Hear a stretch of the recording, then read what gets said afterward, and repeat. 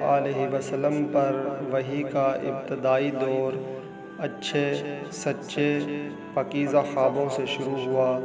آپ صلی اللہ علیہ وآلہ وسلم خواب میں جو کچھ دیکھتے وہ صبح کی روشنی کی طرح صحیح اور سچا ثابت ہوتا۔ پھر من جانب قدرت آپ صلی اللہ علیہ وآلہ وسلم تنہائی پسند ہو گئے اور آپ صلی اللہ علیہ وآلہ وسلم نے غار حرا میں خلوت نشینی اختیار فرمائی اور کئی دن اور رات وہاں مسلسل عبادت اور یاد الہی اور ذکر و فکر میں مشغول رہتے۔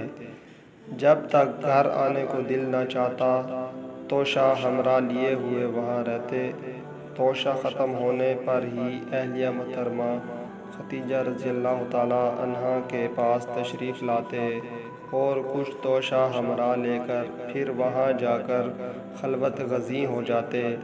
یہی طریقہ جاری رہا یہاں تک کہ آپ صلی اللہ علیہ وآلہ وسلم پر حق منکشف ہو گیا اور آپ صلی اللہ علیہ وآلہ وسلم غار حرا ہی میں قیام پذیر تھے کہ اچانک جبرائیل علیہ السلام آپ صلی اللہ علیہ وآلہ وسلم کے پاس حاضر ہوئے اور کہنے لگے کہ اے محمد پڑھو۔ آپ صلی اللہ علیہ وآلہ وسلم فرماتے ہیں کہ میں نے کہا میں پڑھنا نہیں جانتا۔ آپ صلی اللہ علیہ وآلہ وسلم فرماتے ہیں کہ فرشتے نے مجھے پکڑ کر اتنے زور سے بھینچا کہ میری طاقت جواب دے گئی، پھر مجھے چھوڑ کر کہا کہ پڑھو۔ میں نے پھر وہی جواب دیا کہ میں پڑھا ہوا نہیں ہوں۔ اس فرشتے نے مجھ کو نہایت ہی زور سے بھینچا کہ مجھ کو سخت تکلیف محسوس ہوئی، پھر اس نے کہا کہ پڑھ۔ میں نے کہا میں پڑھا ہوا نہیں ہوں۔ فرشتے نے تیسری بار مجھ کو پکڑا اور تیسری مرتبہ پھر مجھ کو بھینچا، پھر مجھے چھوڑ دیا اور کہنے لگا کہ پڑھو اپنے رب کے نام کی مدد سے جس نے پیدا کیا اور انسان کو خون کی پھٹکی سے بنایا، پڑھو اور آپ کا رب بہت ہی مہربانیاں کرنے والا ہے۔ بس یہی آیتیں آپ صلی اللہ علیہ وآلہ وسلم جبرائیل علیہ السلام سے سن کر اس حال میں غار حرا سے واپس ہوئے کہ آپ صلی اللہ علیہ وآلہ وسلم کا دل اس انوکھے واقعے سے کانپ رہا تھا۔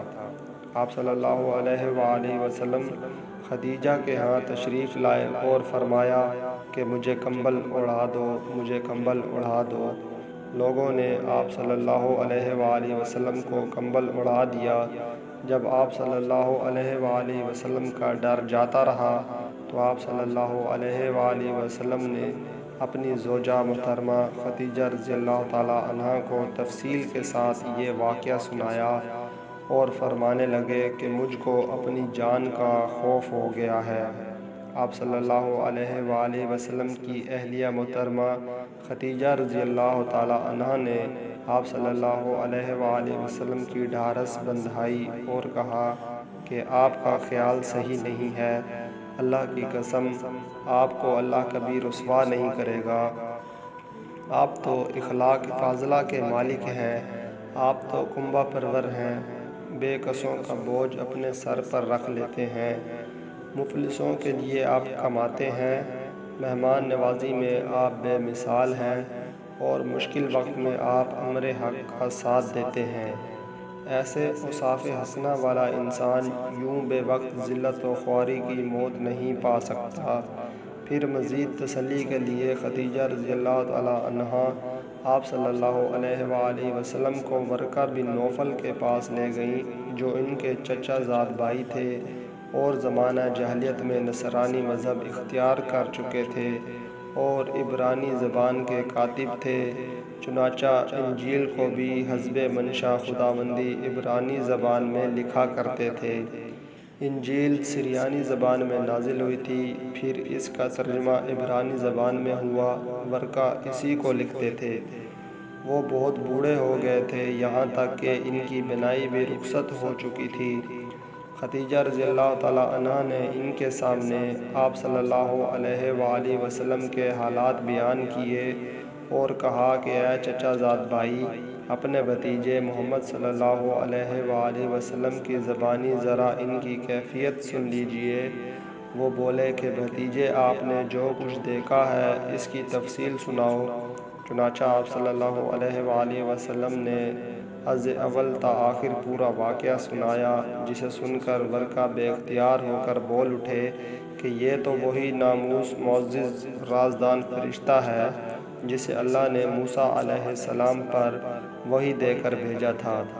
کاش میں آپ کے اس عہد نبوت کے شروع ہونے پر جوان عمر ہوتا، کاش میں اس وقت تک زندہ رہتا جب کہ آپ کی قوم آپ کو اس شہر سے نکال دے گی۔ رسول اللہ صلی اللہ علیہ وآلہ وسلم نے یہ سن کر تعجب سے پوچھا کہ کیا وہ لوگ مجھ کو نکال دیں گے، حالانکہ میں تو ان میں صادق و امین و مقبول ہوں۔ ورقہ بولا، ہاں یہ سب کچھ سچ ہے، مگر جو شخص بھی آپ کی طرح امر حق لے کر آیا لوگ اس کے دشمن ہی ہو گئے ہیں۔ اگر مجھے آپ کی نبوت کا وہ زمانہ مل جائے تو میں آپ کی پوری مدد کروں گا، مگر ورقہ کچھ دنوں کے بعد انتقال کر گئے۔ پھر کچھ عرصہ تک وحی کی آمد موقوف رہی۔